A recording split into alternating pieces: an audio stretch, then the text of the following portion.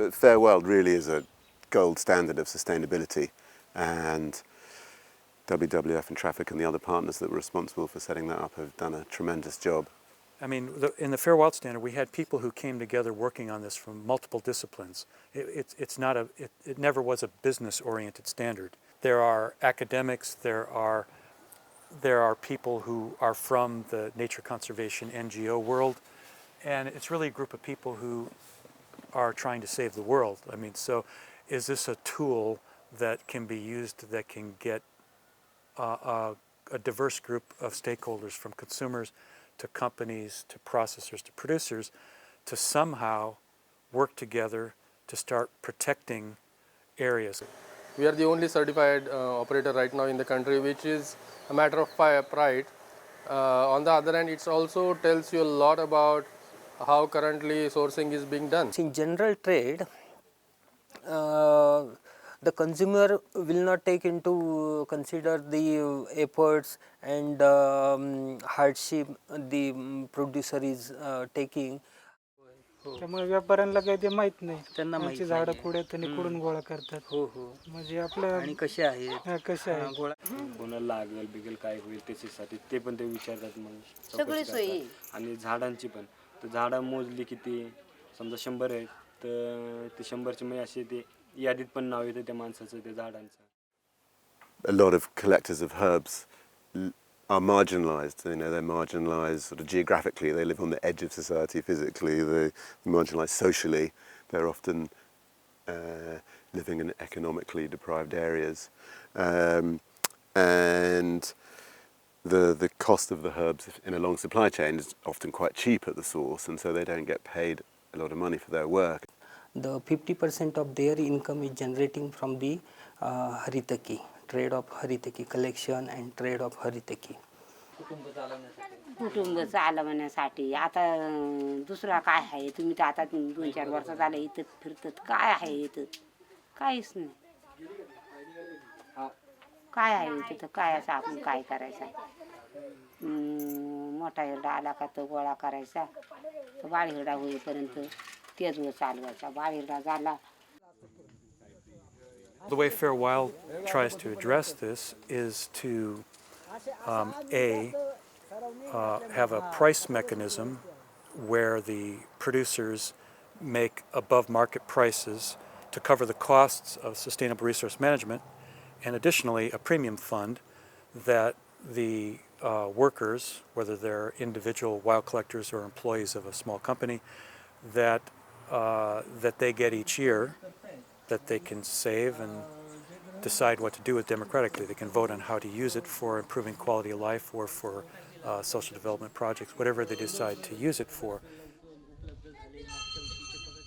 कुठेतरी आमचं वस्तू कामास आलेली. होय होय, मग तुम्ही जे आम्हाला जे दाखवून दिलाय मार्ग, हे चांगलं आहे. उलट चांगलं आहे. ओके, मुद्दा मेन कळाला तुम्ही काय म्हणता. म्हणजे असं तुम्ही बोलले ना, याच्यापासून काय तुम्हाला फायदा ठरणार?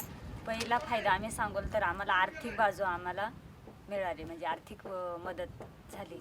दुसरी काही मोलमजुरी नाही, सगळ्यात जास्त आर्थिक मदत आम्ही पहिला मुद्दा, म्हणजे जास्त आभार आम्ही तुमचं हे मानू.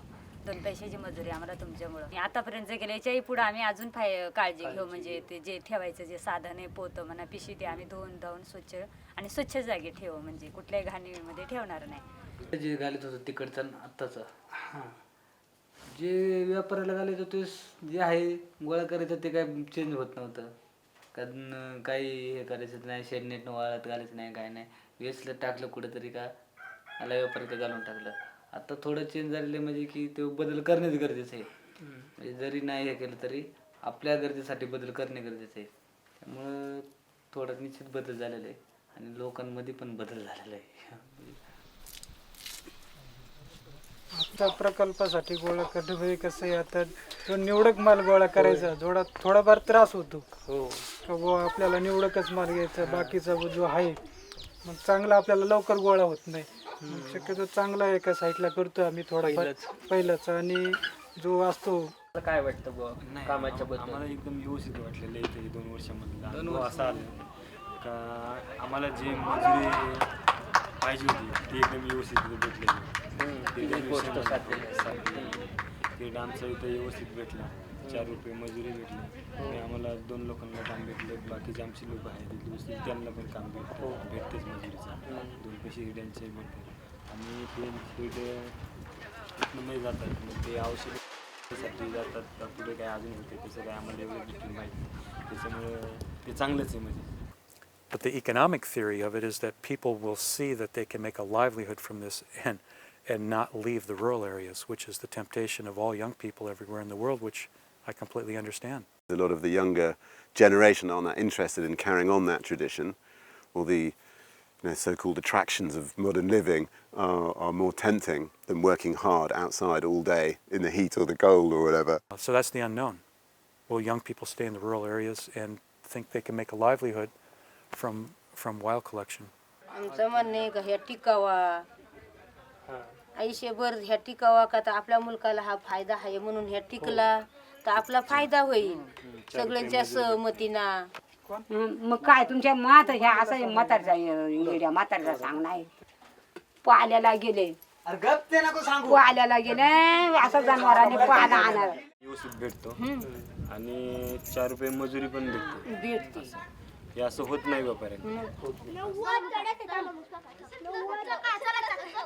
The boundaries may be of a village or a state or a country, they are always they are dividing people from each other. Though we all are a part of the earth ecosystem. So the greenery is here in India, so it will be benefited to the other countries also.